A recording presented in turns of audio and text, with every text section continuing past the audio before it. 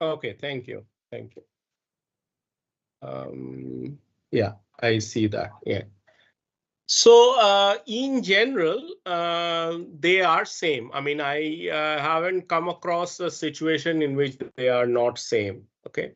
So there is no reason for them to be different. It means that you have chosen some axis about which you want to invert. So that becomes your axis of inversion. And you want to see that whether the physics remains unaltered as you go from the left side to the right side, or if you invert the system about that axis or about that point, the physics remains invariant. That's what it means. And sir, one thing, the mirror symmetry and the inversion symmetry is same or not? Then the part that is different. No, they are same. I mean, a mirror actually inverts the left into right and so on.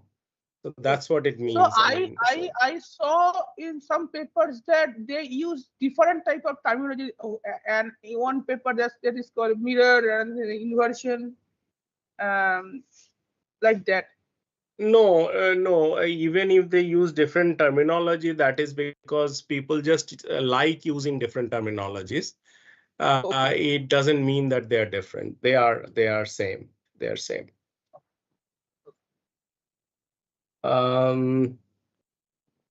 Then you use that. So we use sublattice symmetry and inversion symmetry when we have a sublattice structure. For example, the Schuh-Schiffer-Heeger model or graphene. So whenever you have a sublattice structure, you want to put the axis of inversion in between the two sublattices.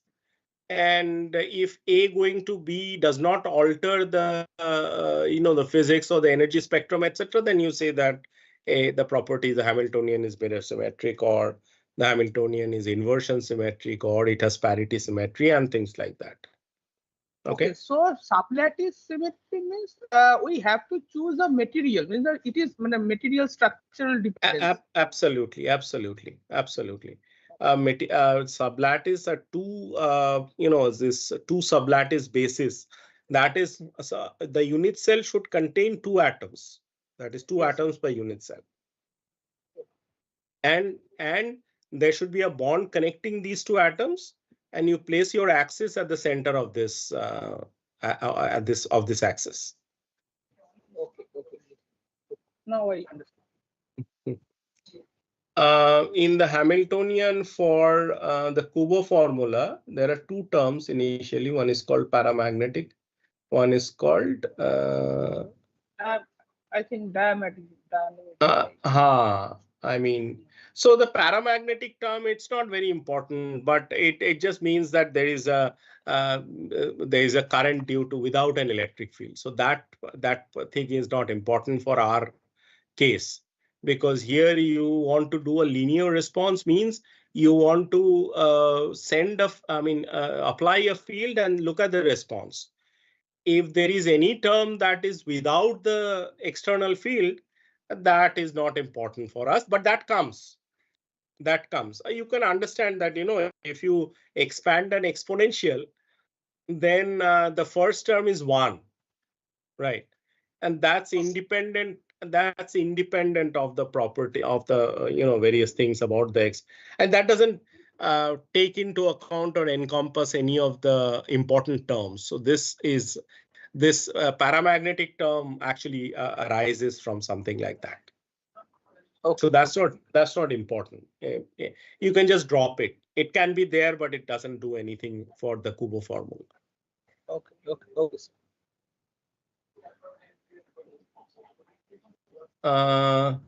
So linear response theory means that you are looking it at the first order of E or A. Here we are talking about A, the vector potential.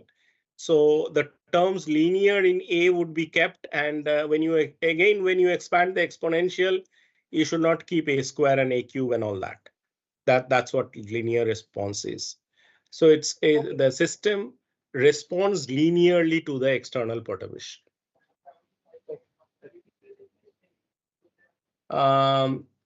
Yeah, the Valley Hall insulator is and Valleytronics.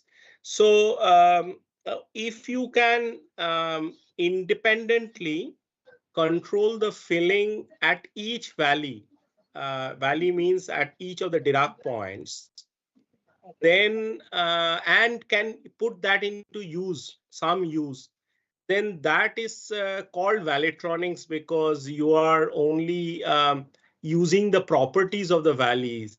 That means you are simply, using the, or rather tuning the density of particles or charges in the valleys, and thereby getting a sort of potential difference and an electric field and so on. And this is called as Valleytronics. Okay. Okay, sir. So if you buy a yes, sir. So, sir, can we tell that we can use here the low dispersion regime Hamiltonian for Valleytronics? Yes. Whenever you talk about a valley, you really talk about a low energy Hamiltonian. You don't talk about a full tight binding Hamiltonian. Okay. So utility having a low energy dispersion. See, the low energy dispersion in graphene is very interesting in the sense that, first of all, it is relativistic dispersion, right? It's linear in K. So relativistic properties are unknown in the context of condensed matter physics. So that's how it is interesting. But the point is that the entire physics seems to be nearly dominated by the low energy dispersion. And this becomes more evident if you calculate the Berry curvature. The Berry curvature is really concentrated at the Dirac points, at the 6 Dirac points. And there's almost no Berry curvature at any other point other than the Dirac points. That is, the entire Brillouin zone is empty. That is, Berry curvature is equal to 0. And the only curvature that, or the Berry curvature that exists, is due to, or rather, they are concentrated at the Dirac points, in the vicinity of the Dirac points. Okay. And that's why the low energy dispersion really works well for graphene. There is no other reason. I mean, in the sense that if you say for an arbitrary system whether the low energy will capture all essential physics, I won't be able to answer that question, because it's almost accidental that graphene has the entire physics concentrated at the Dirac points, but not generally true. In general, you have to, like, for example, a square lattice. There's a quadratic dispersion, but even if you look at kx equal to 0 and ky equal to 0, those points are no special. Okay, so you need to calculate, or rather take into account, the entire tight binding Hamiltonian, whereas in graphene that's not required.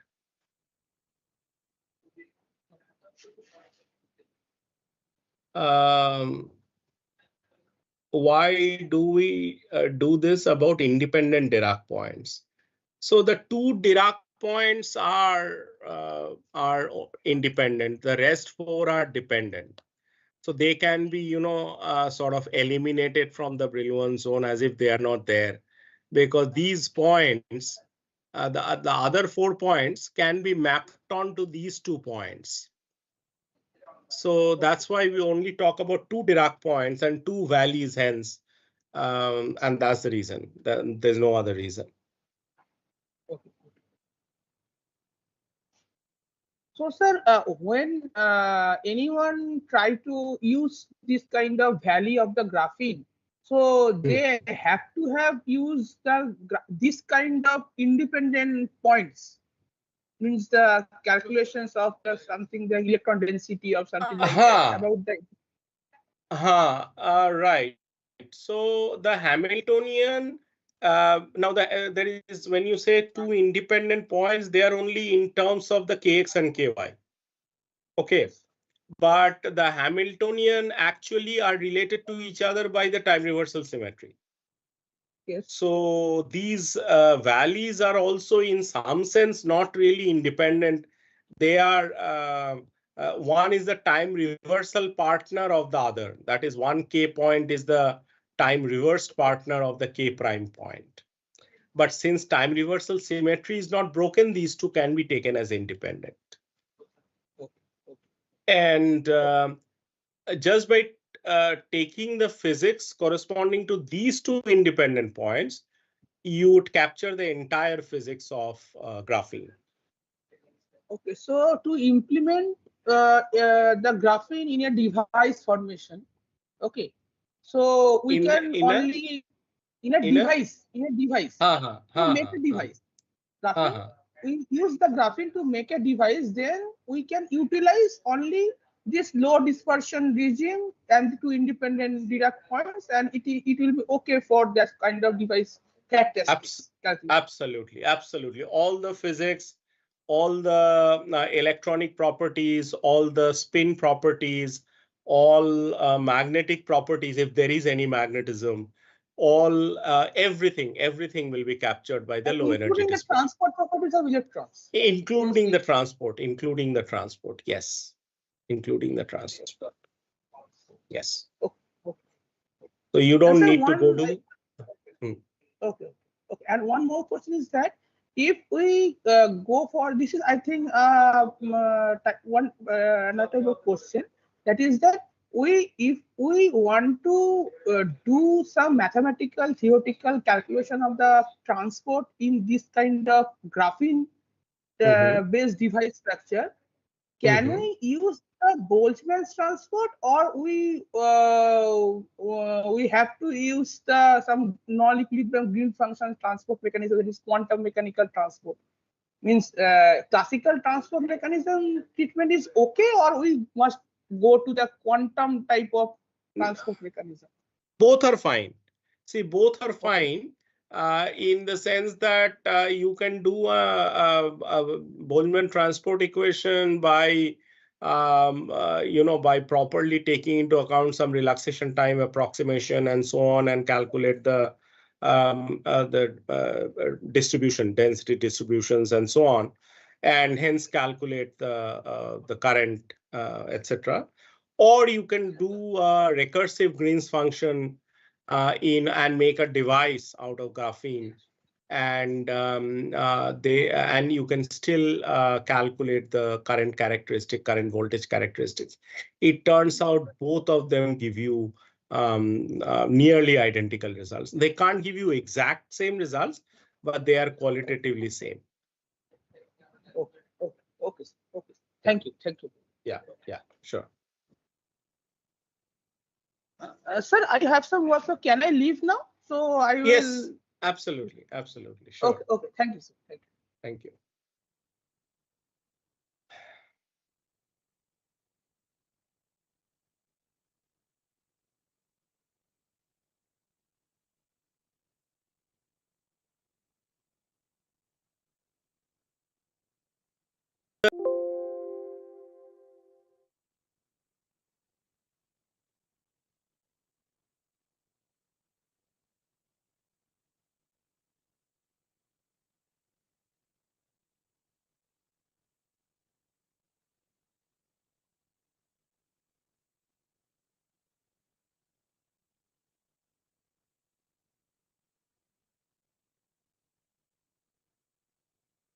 Surendra Pratap, you have a question about the alpha T3 model. Alpha T3 model is a sort of variant of graphene with an additional atom at the center of the honeycomb. And this C atom, or the third sublattice, again probably a carbon atom if you think about it, that is connected to only either the A or the B sublattice, but not to both. So alpha equal to 0 is graphene. So the hopping between the central atom and say one of the sublattice, say a sublattice, is alpha T. That's why it's called alpha T3. It has T3 symmetry, but it is that hopping is not T, but it's alpha T. So alpha equal to 0 is graphene, alpha equal to 1 is called dice lattice. Now, the thing that is important is here that if you have a non-zero alpha, then you have a flat band. This is not there in graphene. That is for alpha equal to 0. So for any infinitesimal alpha, you'll have a flat band. Okay. So this flat band is important because if a band is flat, the electronic velocity is 0, so the kinetic energy is 0, and hence the only energy scale that remains in the problem is the interaction energy. Okay.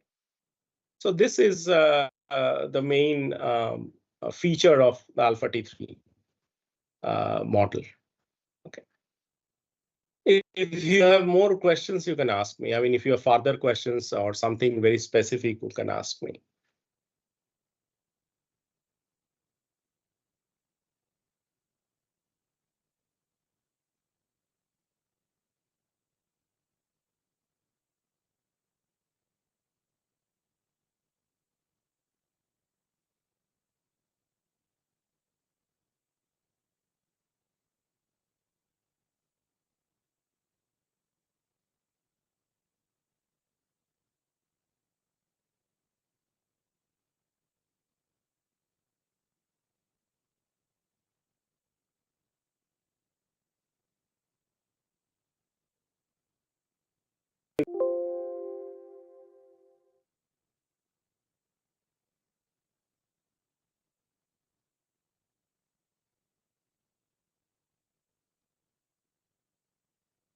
I am not audible or you are not audible?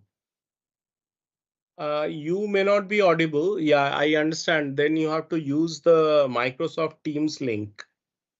In YouTube only you can hear me. You can't speak, but you can write down.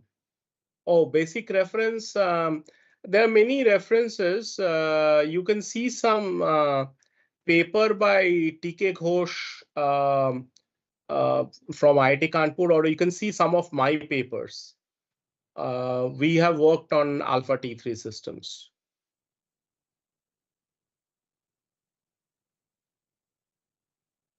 So either way, there must be some more references on alpha T3 which you can search in Google.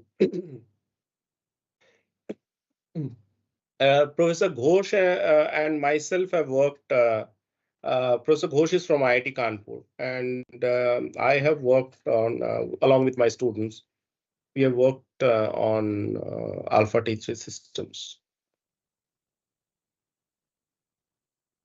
Yes, good afternoon, Ravi.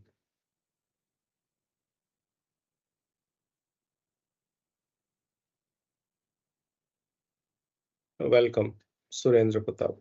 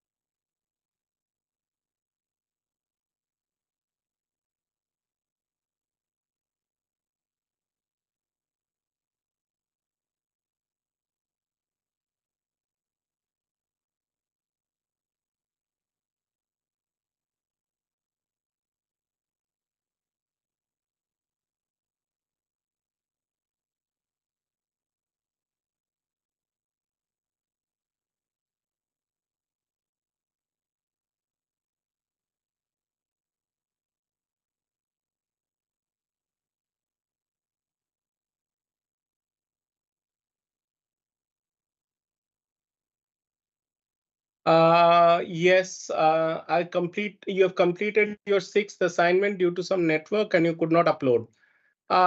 This you have to speak to the NPTEL team. You can also speak to the TA.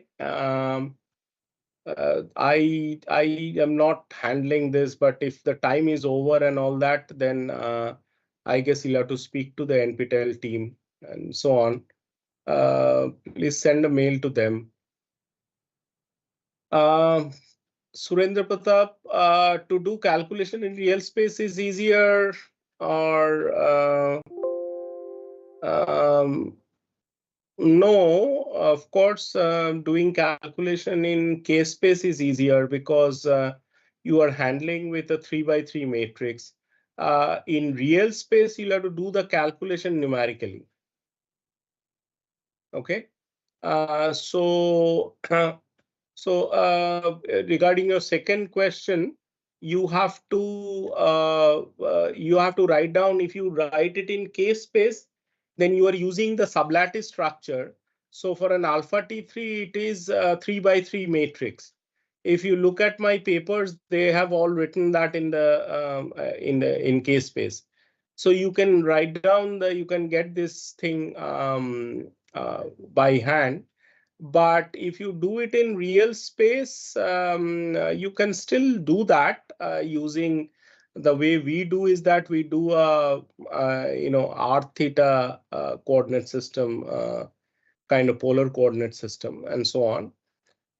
So please see some of the papers. But in general, any problem, tight binding problem, it is easier to do in momentum space than to do it in the real space.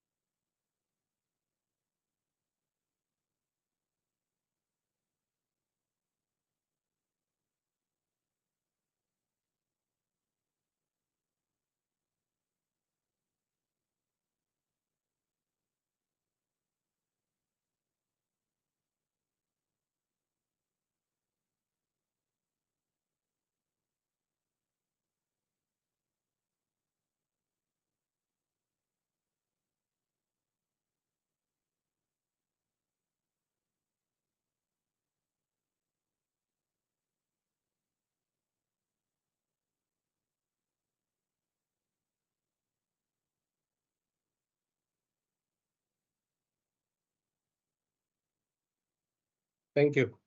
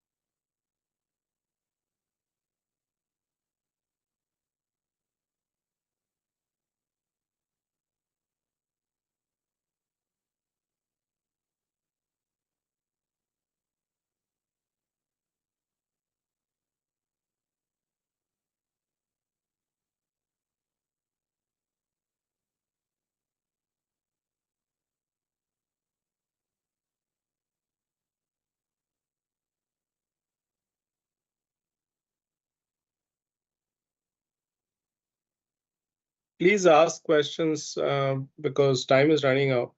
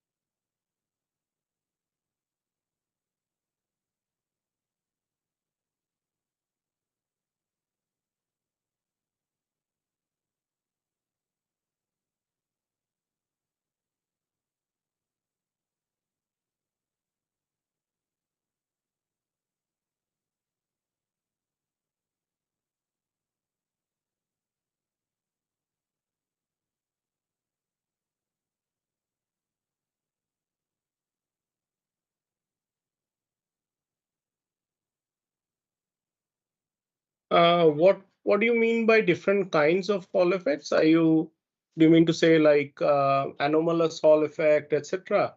Yes, you can study and also you can study spin Hall effect and so on. So if you mean by that, yes, you can study normal Hall effect, you can study anomalous Hall effect, you can study spin Hall effect and so on. Yes, in ZGNR systems. Topological insulators play a role in topological quantum computing. Good question, very good question, but very lengthy question. It's hard to answer here. But very simply, if you think about it, the uh, topological invariant changes discontinuously. That is, say a Chern number is equal to 1 and 0. So these 1 and 0, these states of the topological states or topological phases can be used as binary um, uh, as 1 and 0 of bits. So that's how the and when you take a linear superposition of them, that is 1 and 0, these bits, you form qubits for quantum computing. So think of these topological insulators to be to present to you two states that are distinct and one cannot be adiabatically transformed to another unless you completely destroy topology. So as long as you uphold the crucial symmetries of the problem, you would have those topological, these indices or topological invariants to be robust. And they can be used as bits, and they can be hence employed in topological quantum computing and so on. But that's a very large area that one can, very active area of research. For example, the Majoranas. The Majoranas can be in a particular way if you braid them, the 0 mode and the pi mode. So this Floquet Majoranas, which we have not done during the course, but driven Kitaev's chain, say for example, driven Kitaev p-wave chain, harmonically driven, then you'll have 0 modes and pi modes, and you can, in a particular way, you can braid the Majoranas and get them to do topological quantum computation. I don't know whether I have given you the essence of the answer, because the full answer is very lengthy and probably a course by itself, topological quantum computation using, these ideas.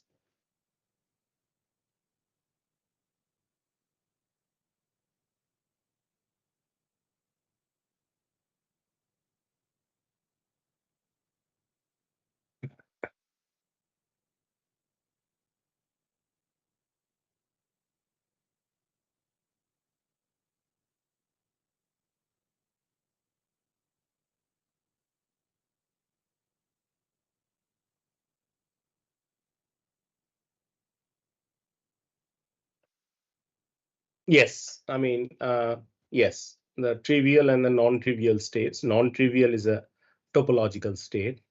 So if you can somehow close the gap of the spectral gap, and that gap is reopened, then the system undergoes from a topological phase to a trivial phase. These are insulating phase. When you say trivial, it's a trivial insulator or band insulator, and non-trivial are the topological things. As to yes, two energy states or two configurations or two what do you say? I mean, they're like two um, states basically. Yes, there are two states, either energy states or any kind of quantum states that you want to think of.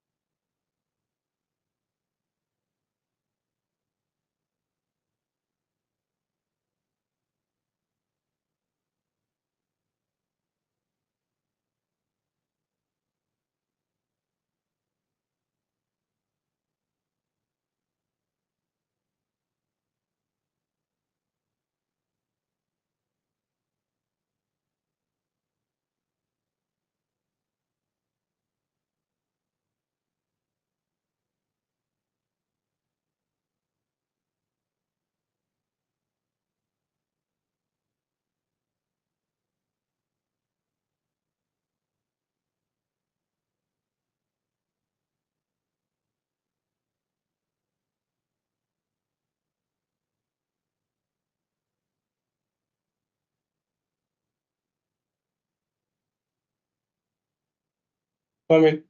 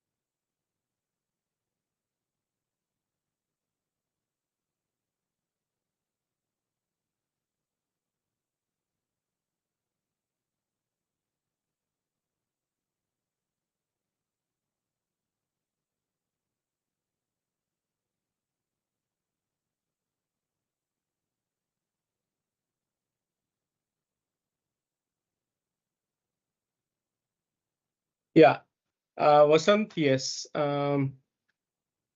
Reading papers, I came across a word called Majorana particle, like anion particle. When we add topological these things, yes, yes, yes, yes, yes. Yes, I mean this Majaranas. That's what exactly I was saying. The Majaranas, Majaranas are basically it's a half particle, half whole. So if you write down it, they are fermions, but such fermions are like they have half character of a particle and half character as a whole, and which are same as complex conjugates of themselves. Okay. And these are called Majaranas, and they are found in predominantly, say, in a Kitaev, P-wave Kitaev chain, you find them at at both ends of the chain, and they are useful for. I mean, and these Majoranas are yes. I mean, they can be braided, and one can use them for topological quantum computation. So read Kitaev model, P-wave Kitaev chain with superconducting correlations. I mean, this will tell you what Majoranas are.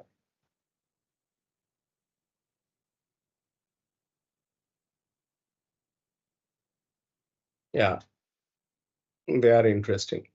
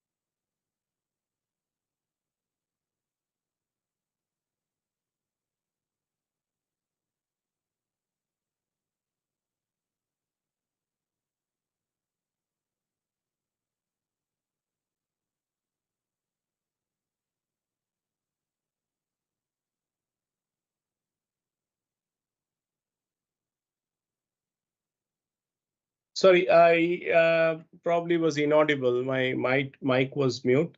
Vasant, that's a good question. In fact, you don't require too much of preparation. Just knowing good amount of quantum mechanics, band theory should be enough. And there are now there are books in the market that you can you can read. I myself have a book on the same name, Topology and Condensed Matter Physics. There are books by Asboth, and then there are a book by Barnevik, Hughes, and Zhang. Barnevik and Hughes, sorry, not Zhang. And there are probably other books as well, which gives you a very nice and crisp introduction to the subject. And it should not take more than a month and a half for you to get prepared and start a career in research on topological materials, if that answers your question.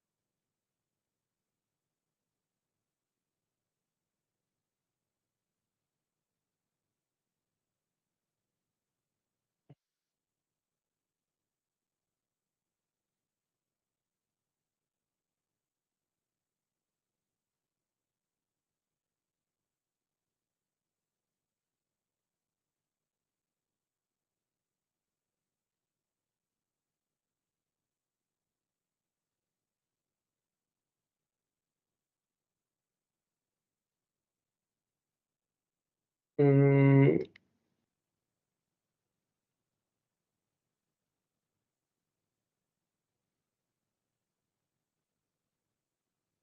you have a question regarding induction? Induction of what? Electromagnetic induction.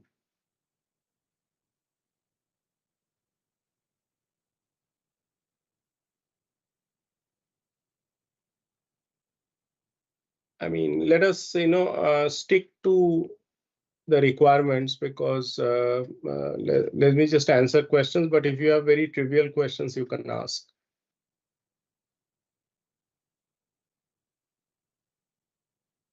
Vasant Kumar, thank you. Yeah, electromagnetic oscillating circuit.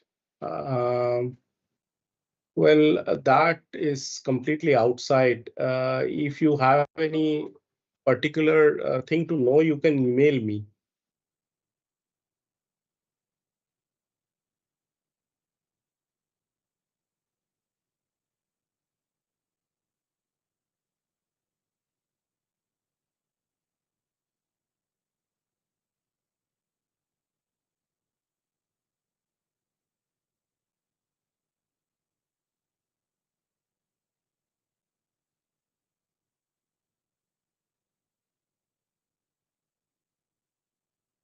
Okay. All right, I get it.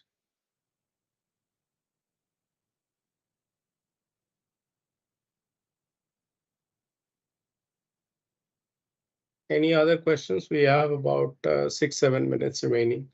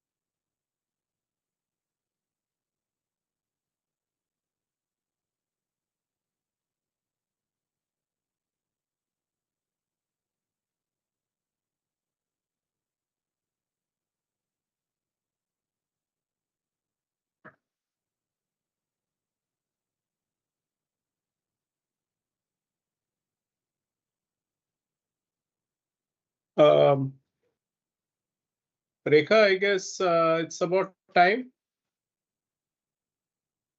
Okay, so should we wind up now?